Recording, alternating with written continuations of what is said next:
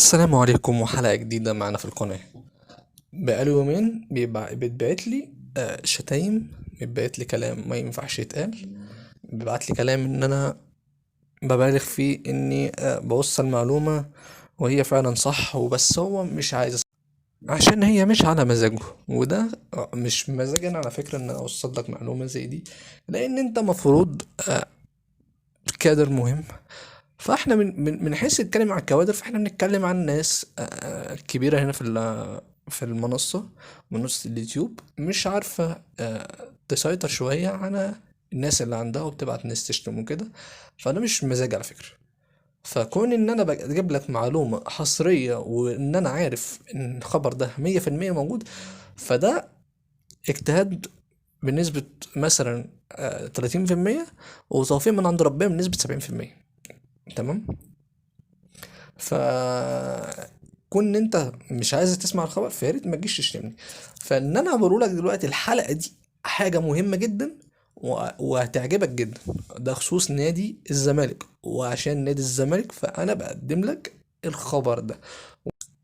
بص يا نجم بقى، الخبر هو انتقال احد اهم لاعبي النادي الاهلي، وهو لاعب مؤثر جدا، وابوه اهلاوي كل الناس عارفينه.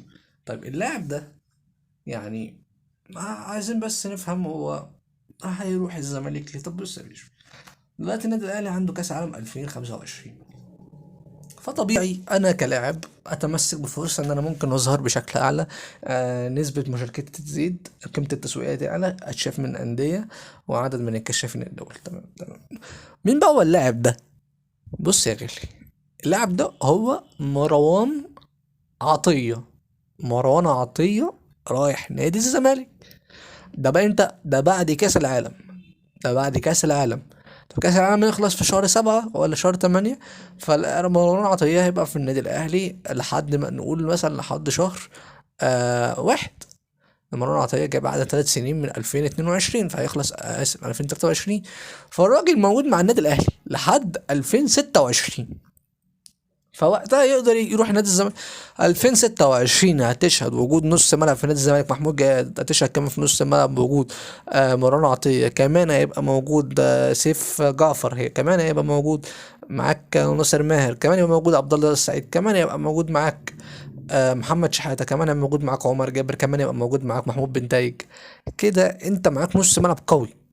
نص ملعب قوي ومعاك كمان زيزو قدام، فهيبقى معاك لعيبة قوية. فاقول لك مروان عطيه في الاهلي دي، فخد الخبر ده مني 100%. اذا احنا معانا كده قلنا قفشه، امام عاشور، مروان عطيه، وقلنا كمان عبد القادر، وقلنا الصفقه المهمه اللي لسه مش عايزين نتكلم عليها غير لما تخلص.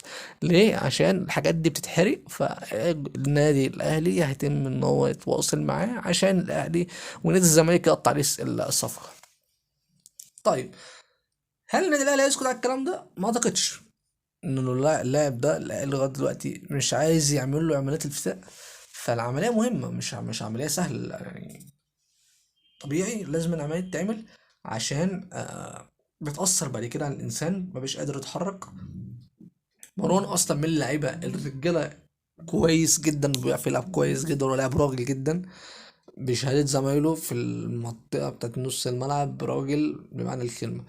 فهل نادي الزمالك استفاد من الصف؟ طبعا نادي الزمالك هيستفاد من الصف. واشوف في الكومنتات ناس مثلا هتهاجمني عشان يتكلم، والله يا جماعه ده خبر جاي لي، وانا طبعا يعني لازم ناخد سبق صحفي عشان اتكلم والقناه بتاعتي تعلى. وطبعا الدنيا عندي تبقى كويسه شويه، لان انا بيجي لي خبر بقول لكم ان هو خبر حصري، انا مش بطلع مش جايب له الخبر ده والله ده الخبر ده بقيته في الثلاجه، لا الخبر ده جاي لي حالا. جاي لي حالا، وبعد النهارده قبل ماتش الهلال كمان مع النادي الاهلي، لا الخبر ده لسه جاي لي حالا. شوف الدنيا الجايه الفتره يعني عامله ازاي. سلام عليكم.